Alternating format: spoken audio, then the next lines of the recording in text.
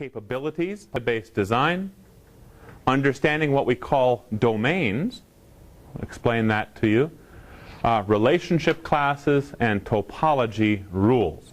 It's what we call full topology or advanced topology rules.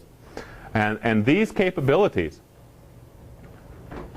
the domains, the relationship classes, and the topology rules are things that we can only use from a geodatabase, only have access to it from a geodatabase. These are not possible. We cannot do these sorts of things with coverages or shapefiles. So let's begin by looking just briefly at geodatabase design. GDB design, or geodatabase design, is what I would consider a critical step in designing any geographic information system database. Typically, we have used UML modeling, unified modeling language, modeling software, to design relational databases or object relational databases for ArcGIS. The two leading pieces of software that we make use of there is IBM's Rational Rows software and Microsoft's Visio. As of ArcGIS 10, the tools that we would build out of a UML modeling application like Rational Rows, those are called case tools, computer-assisted software engineering tools, and those XML-based models, all case tools are no longer supported by ArcGIS 10. I think that's an unfortunate thing. Maybe we'll see it come back in some subsequent releases, but as of right now, it isn't supported, which makes things a little bit more difficult. We can still design a database with Rational Rows. The only problem is it's much more difficult to transition that model in XML format into an actual physical geodatabase. So there's, as I said, some difficulties there, but nothing that we can't figure out, come up with a workaround. And just kind of FYI for you, if you are using IBM's Rational Rows or Visio, the type of diagram that you're going to create, or you would create over there to build or design a database, is what's called a class diagram. What you might see, though, sometimes is some sort of schema, which may be a paper document, maybe a digital document that describes the structure of a geodatabase. There are two different types of schemas you might see. One is literally a structural database schema. The second is a logical schema.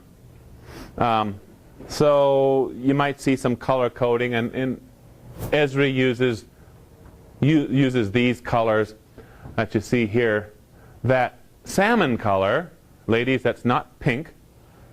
Okay, that salmon color that you see there, or pink, is used to designate that we're dealing with domains, attribute domains. Okay, this color here, I don't know, bluish color, is designating that we're talking about trying to describe a standalone feature class, vector feature class, standalone. If we have a feature class within a feature data set, this cyan color is used. And whenever we're designating or trying to describe a standalone table, that green color is used. Regardless if it's a structural or a logical schema, those same colors are used. As you can see, let's look at the standalone feature class called roads. We have a subtype that's built into it, and you will learn about subtypes today in your exercise. I think they have some stuff on subtyping to work on. But there's a subtype in there that happens to be a long integer data type, and it's simply called road subtype. There are two different road subtypes that are assigned. One is county, it's a county road. Two is a private road. And then we have another field which is called road code, and it's a text or string or character-based data type. That's it. Pretty simple feature class. The second feature class that happens to exist within a featured data set has some subtypes in it also. It's called land use. That's the feature class. So we can imagine this is probably a polygon feature class. It has a long integer subtype again, where 1, the code of 1 is an agricultural, designates that it's agricultural. 2 is CRP, Conservation Reserve Program type of land. 3 is homestead. Of course, you can imagine that that list could be expanded upon quite easily. When we go back up to our domains now, we see one domain is called land use code. Agriculture equals AGR. Conservation Reserve Program equals CRP. Homestead equals HMS. So that belongs down here. See how they make that connection? How they make that connection? The second one, of course, road code, M is maintained, not maintained is X. And so that road code would end up being used or could be used right here. Now I'm going to say to you that this design here, where you have a road code that's referring to a text-based domain, attribute domain, is a poor design. Okay? We're going to go through some steps coming up here, and I want you to try to pick up. This is what you should be watching for. I mean, listen to the whole presentation. But kind of in the back of your mind, start looking for an answer to why is a text-based attribute domain a bad idea. Okay?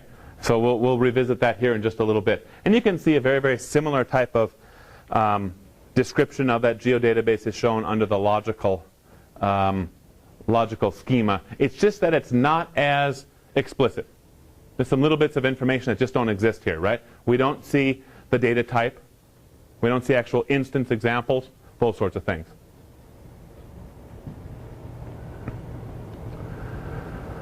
Geodatabase design itself is actually a very large topic. It's complex and taught in IT for GIS. Right? IT for GIS students? Yeah. So I'm not going to get into it tremendously in this class other than to give it to you in a nutshell as I just did, and in the next couple of slides we'll deal with it a little bit more.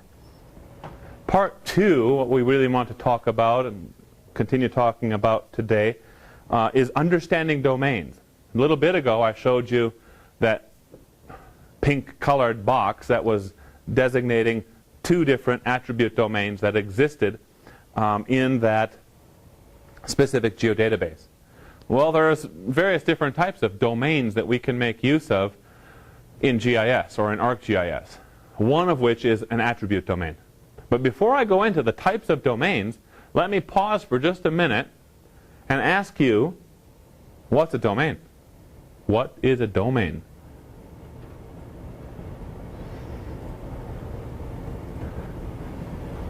What do I mean by that word? Domain. At the gut level, outside of GIS, don't even worry about GIS. When you hear the word domain, my domain, your domain, what does it mean? Something is where everything is kind of stored. Yeah. So if Mike says kind of where something is stored, he made this like a circle. You can't help it, right? And this is right, because it's something that encompasses. Domain encompasses something. That's why he did that. I mean, it's just, I'm not picking on it. This is a perfect thing, right? Because people communicate verbally as well as with hand gestures, and that's unfortunately sometimes we might miss some things when we do the distance learning because I can't see everyone, and you might not be able to see all my stuff, you know, that I'm doing. But yeah, it's right. It encompasses something. A domain encompasses something. That's exactly correct. So now when we pull this in to the world of GIS and IT, what a domain is it is a restriction that we can put onto an attribute that works within that attribute's data type to further restrict and sometimes and to resolve the types of values that are stored in that attribute or that field. So we spent some time over the last couple of weeks talking about data type. Right? We talked about data type. What are any sort of data types that we talked about? Remember we talked weeks ago about pixel bit depth. That's data type. A little while ago, maybe it was just last week, we talked about data types for databases. That was last week. Now I'm throwing out data type again. What are some examples of a specific data type? Boolean. Right. That's right. It's correct. Integer? Integer. What type of integer? You could, like a long integer. Long integer. Right. A short integer also. Have any other brainstorm ideas? Idaho Falls, Boise, Pocatello Library? String. String, right. And there's some aliases there or synonyms: string, character, text. Okay, what's that? Alphanumeric is generic, right? That's generic. And if it's an alphanumeric data entry, then that would have to be stored as a string, text, or character, whatever word you want to use, data type. See? Date. Yeah, date is a specific data type. Yeah, great. You guys got the gist, how this works. So if we take any individual data type and we assign that to an attribute or a field. So let's say that it is byte data type, 8-bit. That means that the user, the data entry person, could enter any number, whole number, between 0 and 255. Anywhere within that range is fine. Now what we can do with a domain, an attribute domain specifically, is we could apply an attribute domain that's also set up as a byte domain to further restrict the values that are put into a given attribute. So if we have an attribute that's byte, we have a domain that's byte. We know that byte, as the data type goes, will allow any entry, numeric value, between 0 and 255. With a domain, what we could do is say, we will allow values from 1 to 50. That's it. That's all that's going to be allowed from now on. Follow me? Could we use a domain in that same scenario? Could we apply an attribute domain to allow values between 50 and 300 in that same case, in that same instance? You could, but it would only go to 255. Yeah, actually it would fail. We wouldn't be allowed to implement it. It'd be an error because your attribute domain must always be smaller than or no larger than the data type itself. So you take the restrictions of the data type, and then you have to work within those bounds. So this is this encompassment that we're talking about. So let's go on. Now that we got a grasp on what a domain is, we can also apply in ArcGIS a spatial domain. Remember we talked about the feature data set? And that feature data set, we actually have to apply some sort of spatial domain. And with the high precision Geo Database, does this stuff ring a bell? The high precision Geo Database, we can have a spatial extent, or rather a spatial domain, that encompasses the whole Earth at high precision. So it's not like we're very restrictive, but we can be. We can restrict the spatial domain to Idaho. Okay?